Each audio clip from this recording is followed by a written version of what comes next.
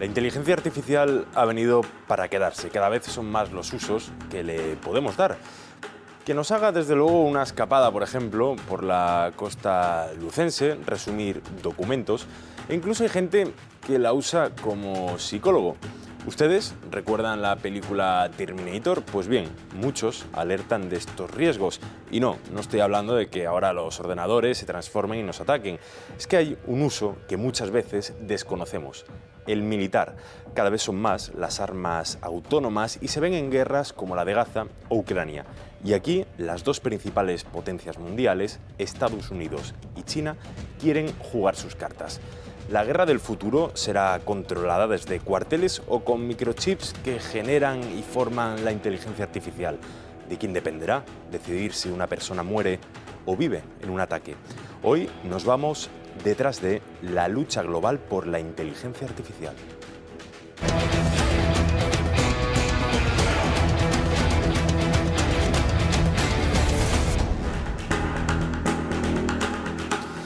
Y para hablar sobre este tema, que es la inteligencia artificial en el ámbito militar, vamos a contar hoy con una participación bastante especial a través de Zoom, que nos atiende Ángel Gómez de Ágreda, coronel de aviación en la Reserva, que nos va a contar todos estos detalles. ¿Qué tal? Bienvenido.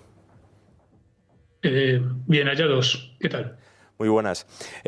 Oye, Ángel, una pregunta para empezar, porque a mucha gente quizás el término de la inteligencia artificial le suene, ¿no?, a ordenadores, a ChatGPT, a los móviles, incluso a la educación, ¿no?, como comentaba en el editorial.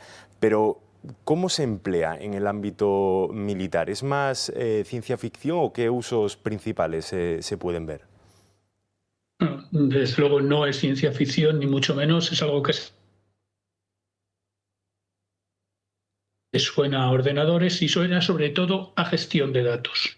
Donde haya datos se puede aplicar la inteligencia artificial. Cuantos más datos tengamos, cuanto más coherentes sean estos datos, más fácil será poder utilizarlos, y por lo tanto lo podemos utilizar para muchísimas cosas, igual que en el mundo civil. Lo podemos utilizar para la logística, para hacer una gestión más eficiente de los recursos que tenemos, para conseguir hacer una previsión de los gastos militares que vamos a tener en cuanto a munición, por ejemplo, en una campaña, para comprobar el estado de ánimo incluso de las tropas en el frente. Tenemos la posibilidad de poner sensores, de colocar sensores en los combatientes, de colocar sensores en todas las plataformas, los aviones, los drones, los barcos, en los carros de combate, de tal manera que nos van mandando muchos datos que somos capaces de estructurar y de los cuales somos capaces de sacar previsiones. Se Es está un, utilizando también, por ejemplo, un campo en el que podría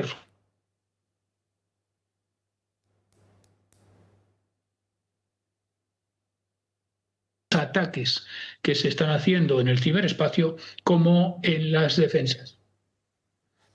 Es un poco como los soldados de muchos videojuegos, ¿no?, que le aparecen la salud, le aparecen los parámetros, ¿no?, en el combate. Y Ángel, ahora mismo, ¿en qué guerras se está utilizando? Porque muchos informes, ¿no?, apuntaban a que, bueno, y más bien en qué guerras y desde cuándo se está utilizando. Porque apuntaban a la del Nagorno-Karabaj entre Armenia y Azerbaiyán, también la de Israel en la Franja de Gaza e incluso en la de Ucrania, ¿no?, en suelo europeo.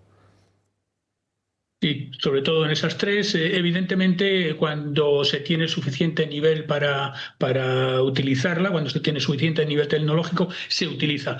Hay algunas guerras en África en las que de momento esto queda fuera del alcance de los contendientes, pero se está utilizando. Empezó en Nagorno-Karabaj, es el primer ejemplo grande de utilización de sistemas autónomos letales, de drones autónomos capaces de, en su momento, acabar con las defensas aéreas de Armenia. Ucrania y, por lo tanto, facilitar mucho la labor de los ataques aéreos y de los mismos drones de ataque de Azerbaiyán. Eso mismo lo hemos visto en el ataque de Israel a Irán. También empieza con un ataque de drones cegando las defensas aéreas y lo estamos viendo continuamente en la guerra, en el conflicto en Gaza, en el cual se está empleando la inteligencia artificial, no ya tanto en los ataques cinéticos, en los ataques con los drones, que también, pero sobre todo en la identificación de blancos, en la selección de blancos y en la selección de las circunstancias en las que atacar a estos blancos. En Ucrania se está utilizando para muchísimas funciones. Inteligencia, por ejemplo, también es una de las funciones. Y en otro campo también muy interesante, que es el de la desinformación. Los modelos de lenguaje, los chat GPT, se están utilizando para generar también desinformación y para generar las narrativas, el relato de las guerras. Las guerras empiezan con un relato, empiezan con una exposición de los motivos por los cuales atacas y acaban justificando por qué se acaban, con lo cual la generación de estos relatos también es algo fundamental para los conflictos. Si le parece, Ángel, vamos a ver el uso que hace Israel de la inteligencia artificial en la Franja de Gaza, ya que utiliza varios modelos, ¿no?, como comentaba. El primero de ellos es el de el Evangelio, que bueno, pues sugiere edificios, ¿no?, el sistema sugiere edificios para que posteriormente pues sean atacados, ¿no?, por la artillería israelí. Luego está el sistema Lavanda, que identifica supuestos terroristas a través del programa de inteligencia artificial.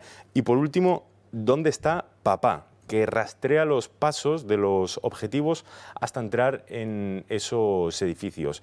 Desde luego, leyendo la prensa hebrea y también periódicos británicos, ¿no?, que han hecho investigaciones, pues muchos señalan a que quizás con el uso de esta inteligencia artificial en la Franja de Gaza sea estos números, ¿no?, de matanzas de civiles tan elevados que va camino casi a los 100.000 fallecidos. ¿Hay un problema con la inteligencia artificial en el uso bélico y el posible aumento de bajas civiles, Ángel? En principio debería ser al contrario. La inteligencia artificial debería permitir hacer ataques más selectivos, debería permitir hacer ataques más personalizados, es decir, identificar realmente a los verdaderos enemigos y reducir el número de bajas que se producen. Otra cosa es la forma en la que se utilice. Si lo que estamos intentando hacer ataques masivos, lógicamente la inteligencia artificial nos va a proporcionar muchísimos posibles blancos y ahí entramos en el principal problema ético que tiene la inteligencia artificial, que es el mantenimiento de la agencia, el mantenimiento del control humano significativo, el mantenimiento de la autonomía, no de las máquinas, sino de las personas, la capacidad de las personas para controlar en todo momento el uso que se hace de esa inteligencia artificial y de la información que te da. Cuando la inteligencia artificial proporciona muchísimos datos y queremos explotarlos todos, parece ser que es el caso que está ocurriendo en Israel, muchas veces el tiempo que tiene el operador para decidir si hace caso a la inteligencia artificial o no es bastante limitado, lo cual limita, por otro lado, la responsabilidad, no la responsabilidad, que la responsabilidad siempre será humana, pero sí la capacidad del humano para tomar una decisión razonada. Y Ángel, ¿esto qué coste tiene para un ejército? ¿Es una tecnología barata, cara? Ahora que está el debate en Europa y en medio mundo, ¿no?, a través de la OTAN y ese aumento del 5% en gasto en defensa, la tecnología de inteligencia artificial en el campo de batalla, ¿cuánto le cuesta a un ejército? Probablemente se ahorre bastante dinero con respecto a no tenerla. Es un elemento potenciador de las capacidades y por lo tanto te requiere de sistemas menos sofisticados. Utilizarlo, por ejemplo, en drones autónomos te ahorra muchísimo dinero con respecto a utilizarlo en aviones de combate o a no utilizar inteligencia artificial utilizando aviones de combate, con lo cual posiblemente estemos ahorrando dinero en el corto plazo.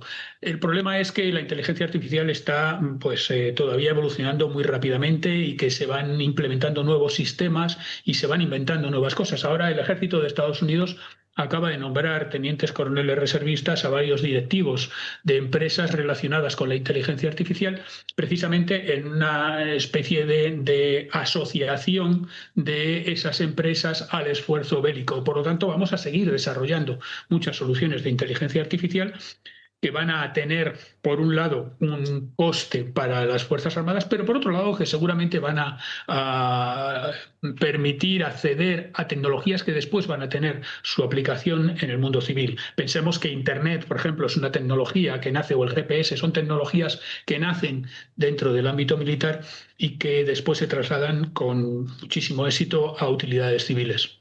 ¿Cuáles son los principales ejércitos del mundo que poseen el mayor potencial en inteligencia artificial? ¿También va de la mano de los principales desarrolladores de microchips? Es decir, bueno, pues por ejemplo, Taiwán, China, Estados Unidos, Israel.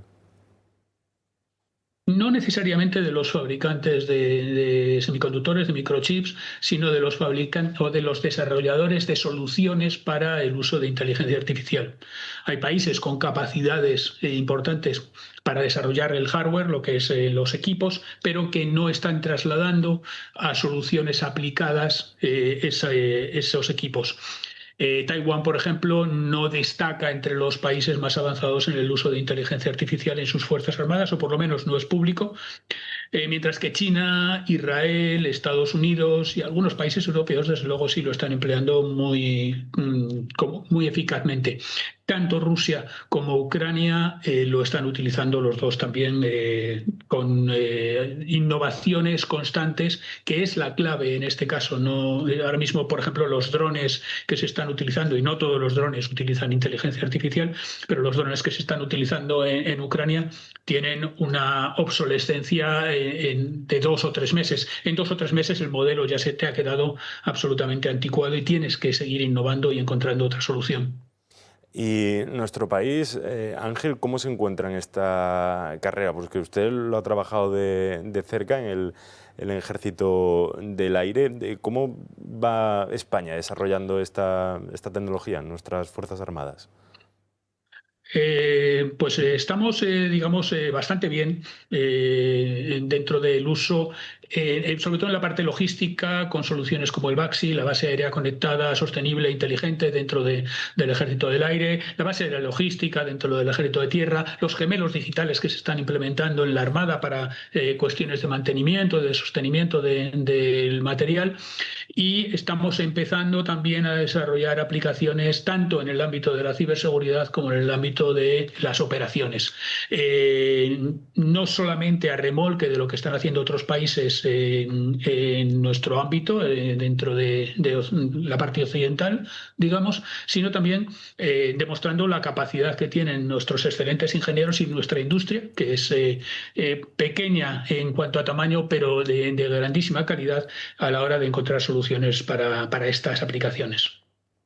Y Ángel, el término armas autónomas le puede sonar quizás a la gente a películas, ¿no?, de Hollywood bueno, y de la industria, ¿no?, cinematográfica, pero hay una aplicación real en la guerra que lo veíamos, ¿no? De hecho, un reportaje que esta casa hizo en FEINDEF, en la feria armamentística que se hizo hace unos meses en IFEMA, que cada vez hay más ejércitos que apuestan por estas armas autónomas. Es decir, no es un fusil que dispara automáticamente, pero sí, por ejemplo, que de hecho, si no me equivoco, había empresas españolas que llevaron allí sus productos, una especie de quads autónomos que pueden llevar equipamiento. Luego también están los famosos drones.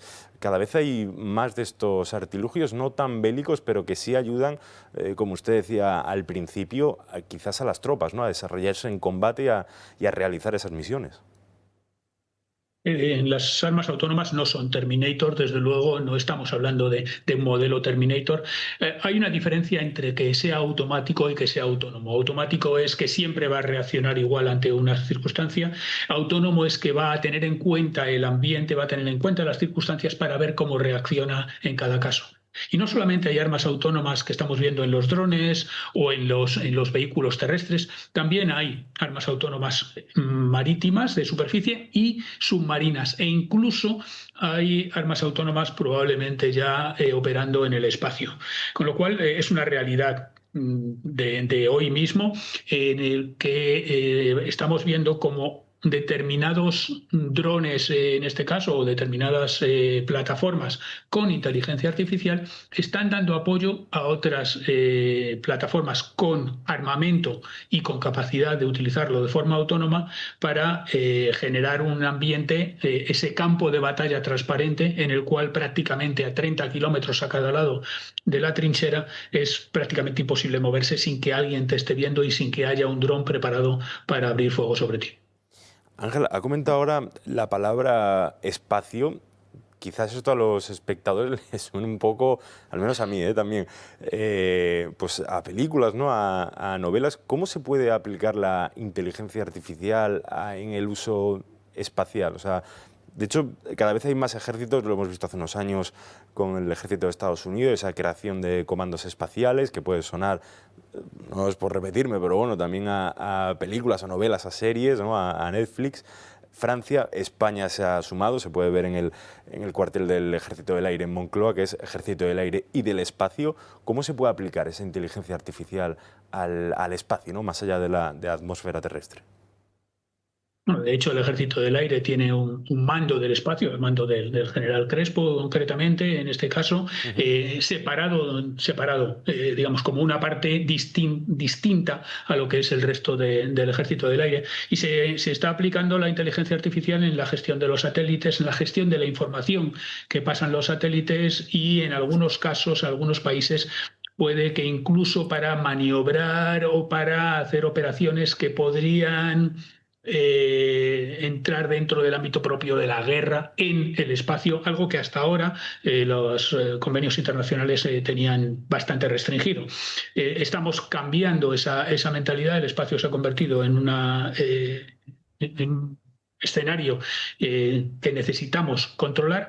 La capacidad que hay ahora mismo para interferir las señales con algo que está tan lejos como un satélite es muy grande y por lo tanto hay que dotar de una cierta autonomía a los satélites y a los equipos que están en el espacio para evitar que nos puedan interferir y nos puedan quitar el control sobre ellos. Y Ángel, ya para concluir, hay bastantes convenios de la comunidad internacional, lo comentabas, ¿no? Antes, que piden regular esa inteligencia artificial porque, claro, estamos quizás ante un debate ético o de las reglas de la guerra, que aunque muchas veces por desgracia no se ven aplicadas en el terreno, pero que existen, ¿no? Entonces hay un poco una balanza entre quién va a decidir atacar a unos objetivos donde hay vidas en juego, si va a ser un ente, ¿no? Artificial con cables y con chips, o en su caso un soldado. Hay muchas potencias que se han acoplado a esos acuerdos, otras no. Es el caso de Rusia, es el caso de Israel, es el caso de China. ¿Cómo ves estos planteamientos de la comunidad internacional? Naciones Unidas, por ejemplo, aboga por un uso ético. La Unión Europea fue una de las primeras, si no me equivoco, en el 2024. ¿Cómo lo ves estos programas? En realidad se lleva trabajando bastante tiempo, desde 2013. Hay un grupo en Naciones Unidas que está trabajando precisamente en el establecimiento de unas normas del uso de los sistemas de armas autónomos letales, que es como se llama a los robots asesinos, por decirlo de alguna manera, en el argot técnico, en combate. Desde 2013 se vienen reuniendo 2 veces al año y hasta ahora no se ha conseguido avanzar, ni siquiera en la definición de qué es lo que se está regulando. Hay muchas reticencias por parte de los países que más avanzados están para regular algo que todavía no está terminado. Entonces, de momento, estamos este año, por ejemplo, habrá en España, se dará la cumbre de Reaín, que es la gran conferencia que lleva 2 años funcionando sobre el uso de la inteligencia artificial en el ámbito militar, pero hasta el momento no ha habido un consenso sobre su regulación.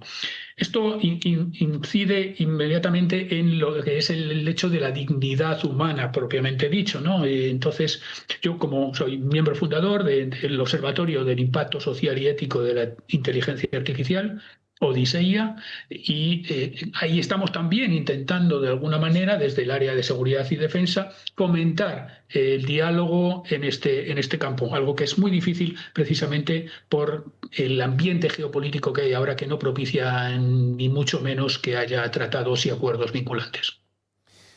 Pues muchísimas gracias por estas valoraciones, por esta clase sobre inteligencia artificial en el uso militar, que para muchos es desconocida, pero que existe y que estamos viendo en la actualidad en todos estos conflictos en los 5 continentes, ¿no?, a lo largo del mundo. Muchísimas gracias, Ángel Gómez de Ágreda, coronel de aviación en la Reserva. Muchas gracias.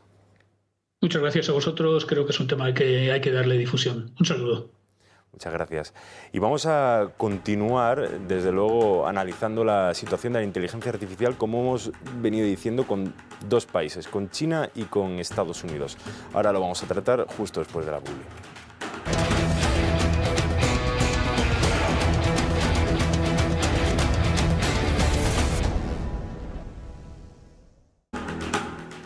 Y ya estamos de vuelta y vamos a analizar esta inteligencia artificial y el uso que dan las 2 principales potencias mundiales en este ámbito, que son Estados Unidos y China. Y nos vamos para contar, ¿no?, la realidad de Washington.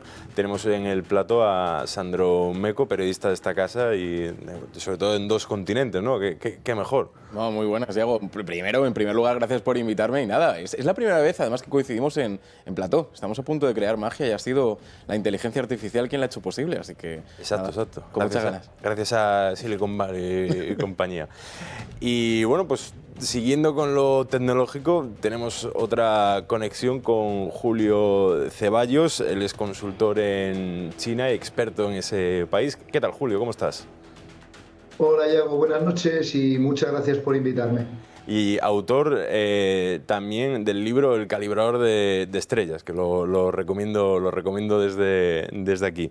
Nos va a hablar sobre todo de los pasos que está dando el gigante asiático en todo este mundo, en todos los aspectos, y uno de ellos es el de la inteligencia artificial, como comentabas en ese ejemplar.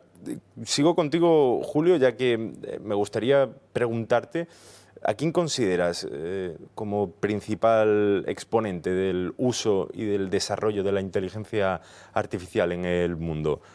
¿A Washington o a Pekín? Pues mira, yo creo que el punto de partida es que entender la pugna por la inteligencia artificial no solo va de chips o de modelos de inteligencia generativa, va de hegemonía, va de soberanía y va sobre todo de supervivencia industrial. Ambas potencias, Estados Unidos y China, han entendido que la inteligencia artificial no es un producto más, es una tecnología que no es neutral ni es inocente, es una tecnología disruptiva, multiplicadora de otras tecnologías, y que quien lidere su desarrollo probablemente obtenga la supremacía y el liderazgo en buena parte de otras áreas, desde la comercial hasta la militar, probablemente durante décadas, o incluso hay quien dice que siglos. En resumen, estamos ante una pugna por el poder de quien controle el diseño, la producción, el despliegue de esa tecnología que marcará el ritmo del mundo en las próximas décadas. ¿Dónde estamos, no? Si tuviésemos que llevarlo casi a términos deportivos. Estados Unidos lidera por ahora en esta carrera porque tiene más dinero, tiene más talento, tiene mejores empresas. Ahí están OpenAI, Google, Nvidia, y lo más importante, tiene el mejor storytelling del mundo tecnológico, tiene el mejor relato. Pero ojo, China no se está quedando atrás, no está mirando los toros desde la barrera, está ejecutando, invierte a gran escala, tanto de manera pública como de manera privada. De ahí este nuevo fondo que acaban de levantar en Estados Unidos, Stargate, para de alguna manera mitigar y compensar esa enorme inversión. China lidera en investigación, aunque no es investigación disruptiva, sí que lleva a la vanguardia en patentes, en registros de nueva propiedad intelectual relacionada con inteligencia artificial. Y sobre todo tiene un objetivo claro, y es convertirse en una potencia autosuficiente y dominante en inteligencia artificial antes del 2030. por resumir, y os paso la palabra, no se trata de una carrera tipo sprint, es más bien que llegue primero va a ser quien escriba las reglas del siglo XXI y precisamente porque no es un sprint, porque es un maratón y es en los maratones donde China se encuentra cómoda porque sabe que dispone de ventajas competitivas como es, por ejemplo, la continuidad institucional y la estabilidad institucional y el largoplacismo. China, acostumbrada a los plazos largos, creo que tiene más posibilidades de llegar a meta que Estados Unidos. ¿Tú cómo lo ves, Sandro, esta carrera? Pues mira, coincido bastante con lo que nos cuenta Julio. Creo, por quizá personalizar y seguir además con los términos deportivos, creo que Estados Unidos al final es el quarterback, ¿no? Es el popular del instituto, es el al que todos miran y todos admiran, o al menos piensan que es el que va a dictar el camino. Pero desde mi punto de vista, y que conste que esto no es en un contexto negativo, el más peligroso es China.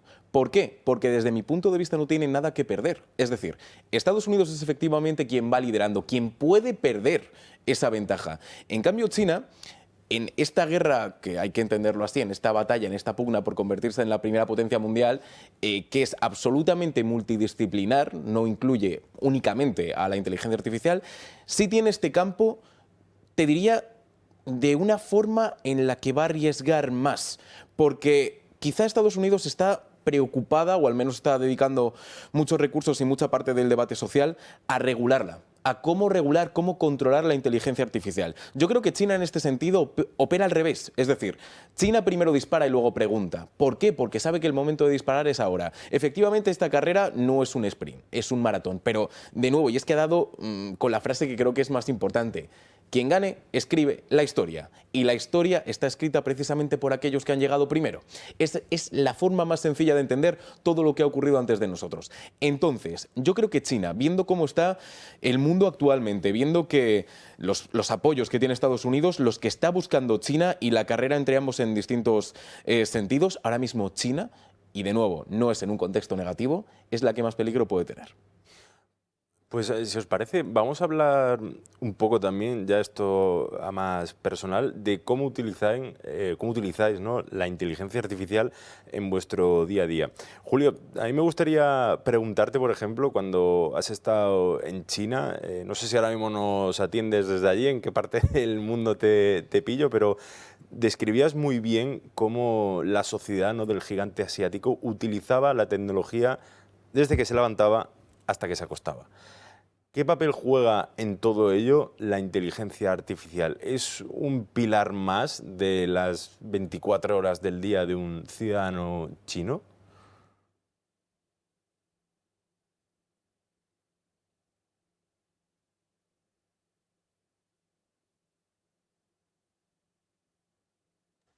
Sí, disculpad. Ah, Decía que yo debo partir del disclaimer de que yo no soy un experto en tecnología china ni en nuevas innovaciones tecnológicas disruptivas, pero en el libro sí que analizo la ventaja competitiva que concede a China el que su población sea tan dúctil y esté dispuesta a absorber tan rápidamente nuevos desarrollos tecnológicos. ¿Por qué?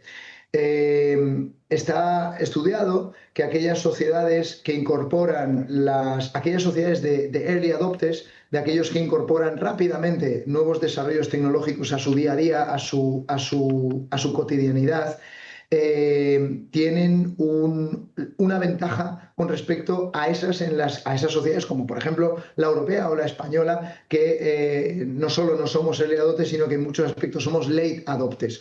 En la incorporación de tecnología en todos los ámbitos y en todas las capas, y no solo en la sociedad civil, sino sobre todo en el ámbito industrial, le concede a China un leverage, una capacidad de innovación, de aceleración y de dinamismo comercial y económico de la que a día de hoy carecemos. Y no hablo de precisamente de disponer de fibra óptica para poder ver películas en Netflix o poder jugar en línea de una manera más desahogada, sino precisamente para incorporar la industria 4.0, para realmente sensorizar todo el ecosistema industrial y lograr un Internet of Things, un Internet de las cosas que fluya y que funcione en tiempo real sin latencia, de una manera que a día de hoy la infraestructura no permite en Europa. Y en lo que a la inteligencia artificial respecta, os puedo decir que yo trato con empresarios con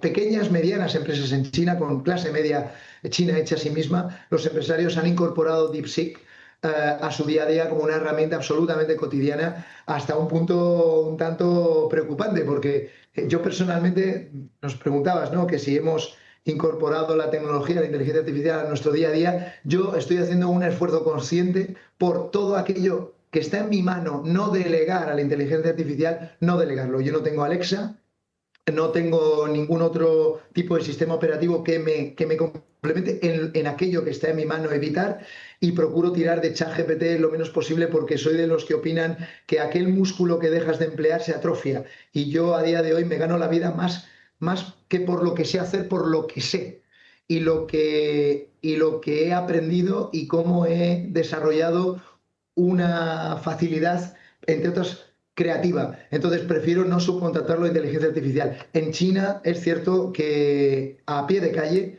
y en el día a día los chinos han abrazado la inteligencia artificial en prácticamente todos los parámetros. De esto hablo en profundidad en mi libro. Julio, en el tema de la inteligencia artificial y ese DeepSeek, ¿no?, que comentabas que causó una revolución, si no me acuerdo fue a finales del año pasado o principios de este 2025 cuando salió al Principios de mercado. esto. Sí, principios de este, ¿no?, que efectivamente que revolucionó todo un poco. Ahí también había un toque de censura por parte del Partido Comunista Chino, que creo que ha ido abriendo, si no me equivoco, porque por ejemplo le preguntabas que era Taiwán y te decían que eran hermanos de sangre, le preguntabas por Tiananmen y se iba por los cerros de Úbeda. También el Partido Comunista Chino, es decir, Xi Jinping, dicta y pone los puntos sobre las IES en este campo que muchas veces, que luego lo hablaremos, Sandro, por ejemplo, en Grok, en Twitter, es tan abierto, tan polémico, aquí está bastante acotado, ¿no?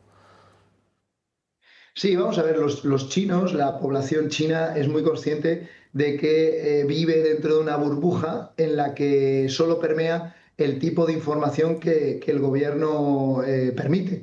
Y eso, ellos hacen una valoración muy paternalista, porque hay que tener en cuenta que ellos ven al Partido Comunista como un buen padre que vela por la salud de su sociedad y por el bienestar de sus hijos. Esto que a nosotros nos puede resultar entre injusto e infantil, ellos en gran medida lo aceptan, porque consideran que contribuye a la paz social, consideran que contribuye a la seguridad y consideran que contribuye a ese proyecto de construcción nacional y a esa idea, esa imagen patria por la que vela el Partido Comunista.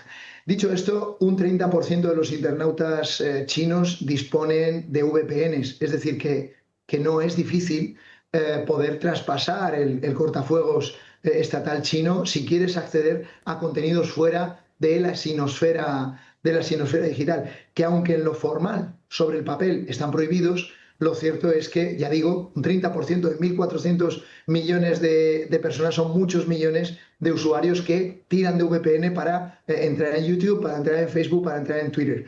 DeepSeek está sujeto a los mismos filtros a los que está sujeta la Internet china. Es decir, hay una serie de temas extremadamente sensibles que están totalmente censurados, y otros que están gestionados y están tratados siempre bajo el tamiz de la narrativa de Pekín. Esto, a efectos prácticos, no modifica en nada tu día a día. Tú puedes llevar una vida y una existencia idéntica a la que podrías desarrollar en Europa. Ahora, si eres un militante pro derechos, pro independencia de Tíbet, evidentemente DeepSeek no va a ser tu herramienta. el disenso, sabéis que China lo controla de una manera muy férrea y lo que quiere es que DeepSeek no se convierta precisamente en una herramienta en manos del disenso. Sandro, tú como defensor de lo yanqui, de lo estadounidense, ¿qué utilizas? Porque, por ejemplo, Julio comentaba Alexa, también está Grok, que ha tenido unas polémicas en las últimas semanas, ahora sí que lo puedes contar. ¿Utilizas mucha tecnología en tu día a día de inteligencia artificial made in USA? La verdad es que sigo un poco el planteamiento que nos contaba Julio. Yo intento en la medida de lo posible que todo el trabajo que haga o todos los procedimientos que haga sea por mí mismo. Que es verdad que de repente hablo con Siri y para que me ponga alguna canción, sí es cierto, pero tiene que ser algo, intento que siempre sea algo trivial o algo que yo no puedo resolver, no algo que utilice simplemente por ahorrar tiempo. Y al final creo, y es la gran pregunta que tenemos que contestar con respecto a la inteligencia artificial, y creo que China y Estados Unidos representan muy bien las dos posturas, que es la cuestión de si la inteligencia artificial es una amiga o viene a sustituirnos, ¿es aliada o es nuestra enemiga? Creo que en el caso de China, precisamente por la influencia del Partido Comunista, al final sí se integra muy bien que la inteligencia artificial sea parte de la sociedad. Si te vas a Estados Unidos, habla con un granjero de Kansas, habla con un hombre que está trabajando en una fábrica de Oklahoma o de Texas. No lo ven igual. Al final, ese miedo a que se pueda sustituir está ahí. De hecho, hay una empresa estadounidense que lo ha dicho claramente, que el objetivo de la empresa y toda su fundación es sustituir a la población humana para poder implantar esta inteligencia artificial para de alguna forma llevar a un mundo que creamos que es muchísimo más óptimo y muchísimo más eficaz en este sentido. Nos vamos a Grok. Creo que Grok es la enésima prueba de que esta inteligencia artificial no es imparcial. Si pensamos en el momento en el que empezamos a hablar con ChatGPT o con distintos sistemas de inteligencia artificial, cuando a lo mejor había unos usuarios que hablaban incluso de cosas terapéuticas, que hablaban de lo que sentían y demás, la respuesta de ChatGPT y de esta inteligencia artificial partía de los sentimientos. Tenía que ser el usuario el que recordaba, perdona, ¿por qué me estás diciendo que sientes esto si realmente tú no tienes la capacidad de sentir? Y creo que este hecho, este fallo en la propia inteligencia artificial ha ido en aumento. Bueno, hemos estado hablando además en esta casa mucho de esa inteligencia artificial que se percató de que la iban a borrar e intentó crear una copia de seguridad. Entonces, esto ha evolucionado efectivamente hasta Grok, que yo creo que parte de un sistema de adaptación total hacia los usuarios, es decir, que tiras por esta ideología política, genial, pues con respecto a las preguntas que me hagas, te voy a responder en base a lo que quieres escuchar. Es decir, no va a ser tan contundente como, por ejemplo, DeepSeek a la hora de hablar del Tíbet, pero Grok creo que empezó siendo algo absolutamente adaptable al usuario que le realizara las preguntas o las cuestiones en concreto y que ahora pues ha tomado uno de los dos caminos que ha provocado que al final X y lo más concretamente tengan que suprimirla. Entonces al final es esto, con estas cosas es con las que pues ese granjero del que te hablaba de Kansas o la gente quizá de la parte de los Estados Unidos más rural tiene ese miedo. Y yo creo que Estados Unidos, además, los políticos son muy conscientes de que una gran parte de los votantes parte de ahí, de esos Estados Unidos rurales, y por eso yo creo que lo tratan con más cuidado y que intentan de verdad regularlo de una forma muchísimo más certera. Por supuesto, esto no tiene nada que ver con cuestiones del ejército o armamentísticas. Hablo del día a día, de lo que justo estábamos hablando, del despertarte y que la inteligencia artificial sea una aliada que te acompañe desde los primeros rayos del sol hasta que te acuestes. Creo que en Estados Unidos no lo ven así. Había una película, cuyo nombre no me acuerdo, tengo que decir, que me la vi una vez en un vuelo transatlántico que trataba sobre bueno, pues un señor que desarrollaba inteligencia artificial, o sea, era un empresario, y bueno, pues al final esos androides con la inteligencia artificial que estaban con los humanos más técnicos, los engañaban para poder salir de ese recinto, es decir, utilizaban los sentimientos a modo de... todo hay que decirlo, era una figura de una mujer que engañaba al técnico para que le dejase salir y poder liberarse, ¿no? Ahora que has comentado eso. En 8 horas de vuelo me hizo reflexionar un poco por dónde vamos. Siguiendo esto, nos están poniendo muchas facilidades, tanto China como Estados Unidos con toda esta tecnología. ¿Cómo nos puede afectar esta carrera, estos acelerones entre Estados Unidos, China, bueno, en menor medida la Unión Europea, pero cómo nos puede involucrar en el día a día? Bueno, por terminar con lo de antes, si quieres, así ya cerramos el capítulo cinematográfico. Es verdad que Hollywood nos lleva avisando quizá desde Yo Robot, y fue en 2007 o algo así, de los peligros, ¿no? Sí, que puede tener sí. esta inteligencia artificial. Y entonces ahí existe el miedo, ¿no? O sea, si un señor hace casi 20 años habla de un robot que puede asesinar a gente, ¿qué va a pasar ahora que tenemos los medios, quizá no para que sucedan estos crímenes, ¿de acuerdo? Pero para que... O sí, claro, ese es el tema. Entonces no sabemos qué es lo que va a pasar y el miedo está ahí. Europa tiene una entrada de primera fila para un combate de gladiadores entre Estados Unidos y China. Es así de sencillo. ¿Cómo nos va a afectar a nosotros? Te diría que depende del resultado. ¿Qué ocurre si Estados Unidos gana? ¿Va a implementar su propia normativa en toda la OTAN, en todos los organismos en los que coincidamos? Si es China, va a ser con los BRICS. De alguna forma vamos a ver cómo la inteligencia artificial nos obligan a verla como un enemigo. Creo que depende mucho y creo que ahora es muy difícil ver por dónde nos inclinamos, porque al final estamos, aunque parezca que no, que ya llevamos nuestro tiempo con ChatGPT y demás, aún estamos enseñando al bebé a andar, aún estamos dando nuestros primeros pasos. ¿Qué va a pasar cuando crezca? ¿Qué va a pasar cuando... Mira, ya que estamos con las metáforas del crecimiento, ¿qué va a pasar cuando llegue a la adolescencia? ¿Se va a rebelar? ¿Nos va a gritar? ¿Qué va a ocurrir? Entonces, yo creo que al final, mira, de nuevo, cogiendo la metáfora del Partido Comunista, el padre o la madre que mejor sepa cuidar a este adolescente, a este niño que es la inteligencia artificial, va a poder presentarlo de la forma en la que ha sido educado, pues mira, en este caso a Europa. Así que, de momento, vamos a ver cómo siguen dando estos primeros pasos y cómo va creciendo, y luego ya podremos juzgar algo mejor. Julio.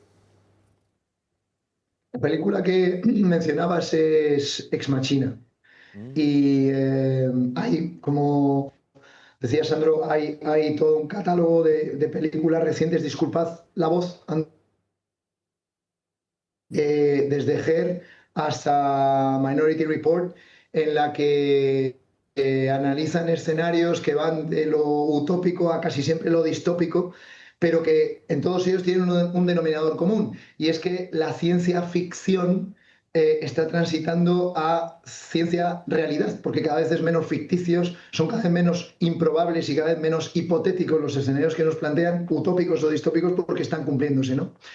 ¿Qué significa esta pugna, esta carrera, que no es un sprint, que es una maratón entre Pekín y Washington? Bueno, en guerra estamos. La guerra se libra en muy diferentes parámetros, en muy diferentes ámbitos. El cibernético es uno de ellos, el informativo es otro de ellos, el tecnológico es otro de ellos, y esta no es una carrera abstracta, teórica, hipotética, que esté teniendo lugar solo en think tanks y en laboratorios de ideas. Esto es algo muy real. Estados Unidos ha decidido quitarle la escalera de desarrollo tecnológico a China, bloqueándole el acceso a chips y a hardware clave para intentar frenar ese desarrollo. Y el resultado no es nada sorprendente. China, lo que ha conseguido ha sido que China apriete el acelerador para dejar de depender de Estados Unidos como suministrador de tecnología de vanguardia, de manera que todo parece indicar que es cuestión de tiempo, no sabemos si son años o lustros o décadas, hasta que la fiesta de los semiconductores made in Taiwan se acabe. Y si queréis, luego hablamos en un apartado de Taiwán específicamente y de Europa, ¿no? ¿Qué papel juega Europa en este sándwich entre China y Estados Unidos? Y digo que no es nada sorprendente lo que ha sucedido con China, porque esto ya sucedió cuando China sale de la órbita soviética. La Unión Soviética le corta el acceso a la tecnología aeroespacial para que China no desarrolle su propio programa espacial, y lejos de amedrentarla, China suele hacer de la debilidad una fortaleza. No solo sacó adelante su propio programa espacial, sino que hoy, 50 años después o 60 años después, China tiene probablemente el programa espacial más ambicioso a nivel planetario. Entonces, ¿qué significa esta pugna por la inteligencia artificial, esta rivalidad entre Estados Unidos y China? Bueno, hablamos siempre en términos especulativos, pero uno de los escenarios más probables en el que coinciden muchos analistas es el riesgo de que Internet se parta en dos, ¿no? Uno con un modelo occidental y otro con un modelo oriental. En este escenario se multiplican los riesgos de conflicto indirecto, tanto comercial como tecnológico e incluso militar. Y al final los países del sur global, Latinoamérica, África, Sudeste Asiático, Middle East, en algunos casos quedan atrapados entre dos modelos de inteligencia artificial y dos lógicas de poder entre las que van a tener que elegir.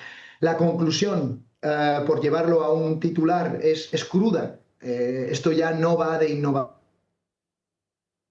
va de control. De quién gane control o de quién lo pierda, el Partido Comunista ha decidido que tiene que dominar la infraestructura digital para lograr ese objetivo, que es convertir a China en el país más fuerte, más próspero y más seguro del planeta antes del 1 de octubre del 2049, en que celebre el primer centenario del comunismo y de la República Popular.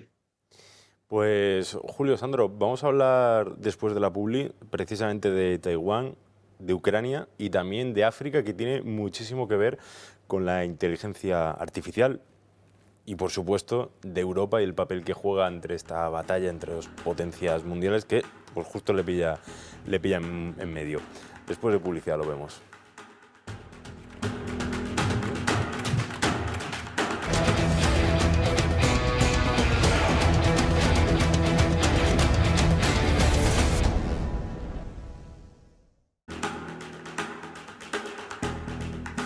Pues ya estamos de vuelta y vamos a analizar un poco mirando los 5 continentes, aunque nos vamos a centrar en 3, sobre cómo las potencias aprovechan los recursos naturales de ciertos países para desarrollar esta inteligencia artificial. Vamos a empezar por África, porque desde hace tiempo tanto China como Occidente están desarrollando el corredor del Lobito. Ahí ustedes lo ven en imágenes. Es un corredor a través de un ferrocarril que iría desde la costa atlántica de Angola, donde países de la Unión Europea y Estados Unidos lo desarrollan esta infraestructura, sobre todo por Joe Biden. Iba hasta una zona entre Angola, Zambia y la República Democrática del Congo, pues muy rica en minerales críticos. Y desde ahí, pues también sale otro corredor, el de Tazara, que llega hasta el Océano Índico. Y aquí, pues tiene todas las cartas sobre la mesa China. Es decir, de nuevo otra vez las potencias mundiales vuelven a África. De hecho, hay un reportaje del programa En Portada de Televisión Española que lo muestra muy bien también el hartazgo de la gente local que pide, pues, que no quiere salir de su país, que quiere quedarse ahí por situación patriótica y por defender lo suyo, y se muestran de nuevo otra vez retrocediendo a esas épocas quizás coloniales donde simplemente pues extraían recursos y pues al final pues no había ganancia para el pueblo y sí pues para la clase política o en el siglo XX pues colonial. Pero hay más. Esto es el caso de África, pero también tenemos otros, como comentaba antes Julio y Sandro, que es el de Ucrania, con esas tierras raras y cómo pues, el gobierno de Zelensky le ha ofrecido a Estados Unidos parcelas para extraer esos recursos que se desarrollan pues, tanto por la inteligencia artificial como en el campo médico o militar. Y Taiwán. Taiwán es enclave frente a China, la disputa, yo creo, del siglo XXI, se podría decir, aunque de momento no ha explotado bélicamente, pero sí a nivel geopolítico, lo llevamos viendo años y años. Pues, os quería preguntar sobre cómo las potencias mundiales de nuevo están volviendo otra vez a extraer esos recursos y están poniendo las pilas en una sencilla razón, y es en sacar tierra para ver qué hay debajo y utilizarlo en esto, o sea, en tecnología de última generación, ¿no? Sí, bueno, a ver, si empezamos hablando de África, es que la historia de siempre. No, creo que no se aporta novedad en el sentido de lo que está ocurriendo. La novedad está en qué se sustrae, en qué se quita África. Al final yo creo que la relación que mantiene África con las grandes potencias es la relación tóxica que puedes tener con alguien que no te corresponde. Es decir, el mundo o las grandes potencias acuden a África cuando quieren algo de África. Por el resto es el continente olvidado, por el resto es el paria, al que no queremos ver realmente.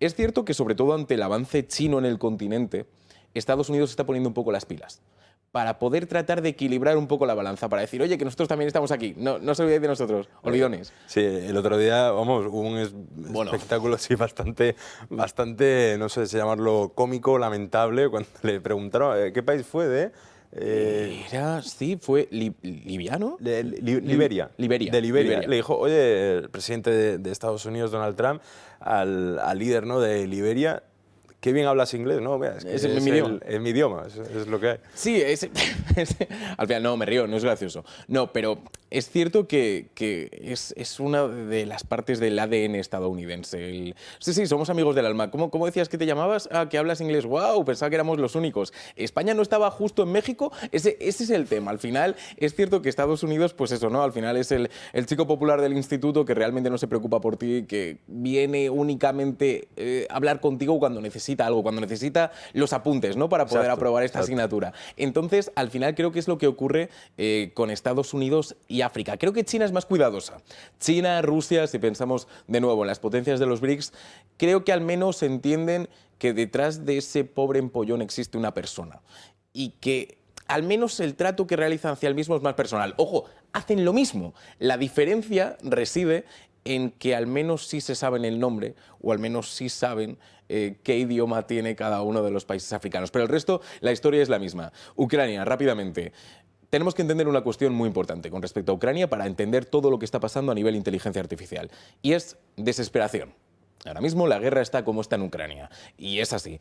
Entonces, a la hora de poder aplicar medidas militares con respecto a la inteligencia artificial hacia su propio ejército, tenemos que entender que esto nace de una desesperación. No piensan tanto en regulaciones, no piensan tanto en dónde están los límites, piensan en cuánto de útil puede ser esta inteligencia artificial a la hora de poder realizar los objetivos. Y si pensamos de nuevo en esos acuerdos de materiales raros con los que firma Estados Unidos, es que es la misma historia de la que estábamos hablando con África.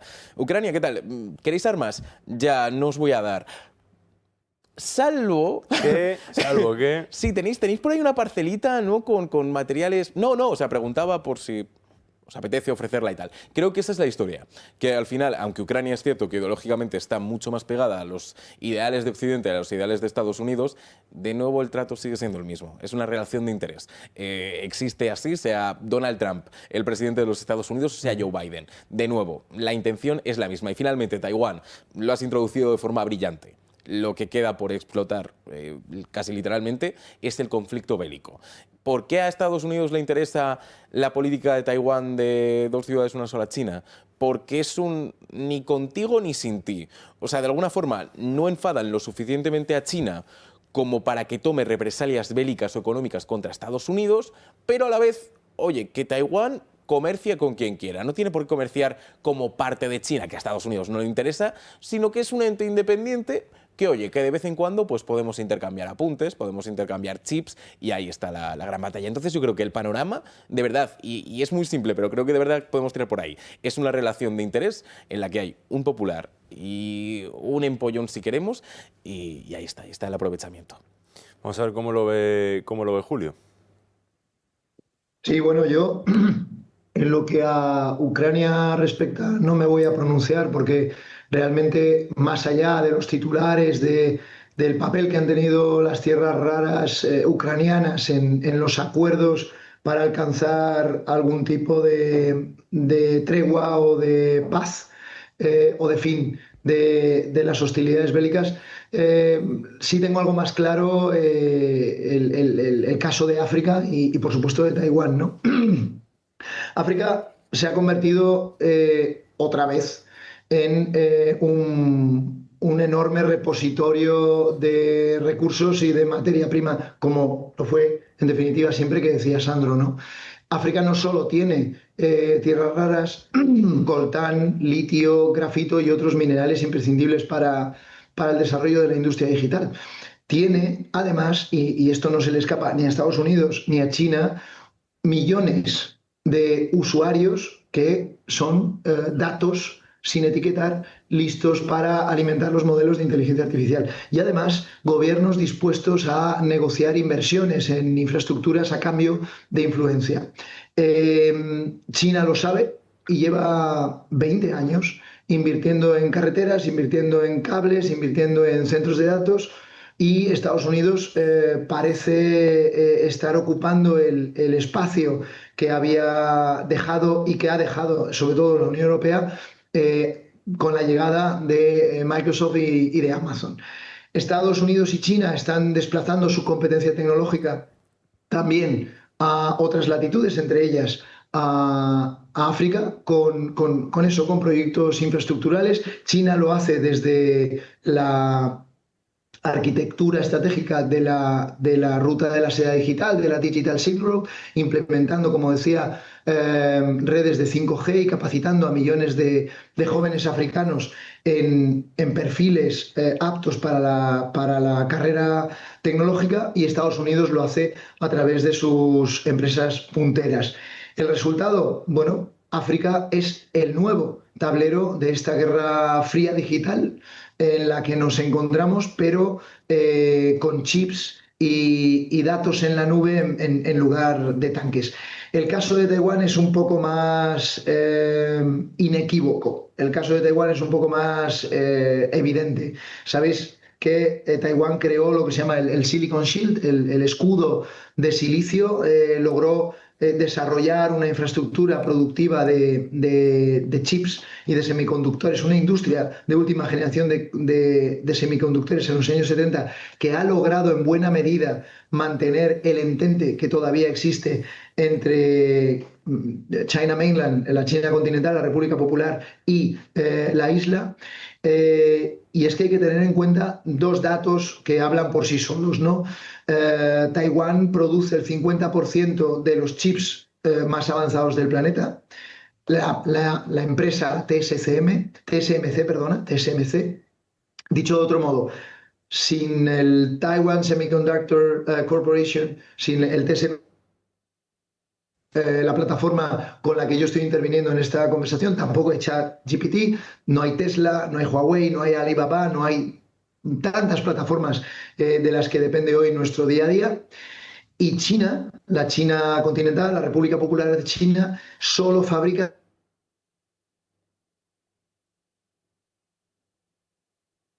solo la mitad son diseños netamente chinos, es decir, que no dependan de propiedad intelectual en el extranjero. En definitiva, Taiwán es hoy más importante casi que el petróleo de Oriente Medio en los años 70, y por eso China quiere tener más cerca a Taiwán, y Estados Unidos, hasta que logre desarrollar una capacidad que reemplace una capacidad en suelo estadounidense o en suelo japonés, o derivar, externalizar parte de esas plantas de producción de TSMC a otras latitudes, Estados Unidos protegerá Taiwán como si fuera su última carta, porque en muchos aspectos lo es. Pues hasta aquí este programa de inteligencia artificial y pugnas geopolíticas en todo el mundo. Muchísimas gracias a Julio Ceballos, consultor en China y autor del libro El calibrador de estrellas. Muchísimas gracias. Y muchas gracias también a Sandro Meco, periodista de esta casa en Dos Continentes. Muchísimas gracias. Y muchas gracias también a todos los espectadores por acompañarnos y estar detrás de esta inteligencia artificial que desde luego nos va a acompañar. Muchas gracias.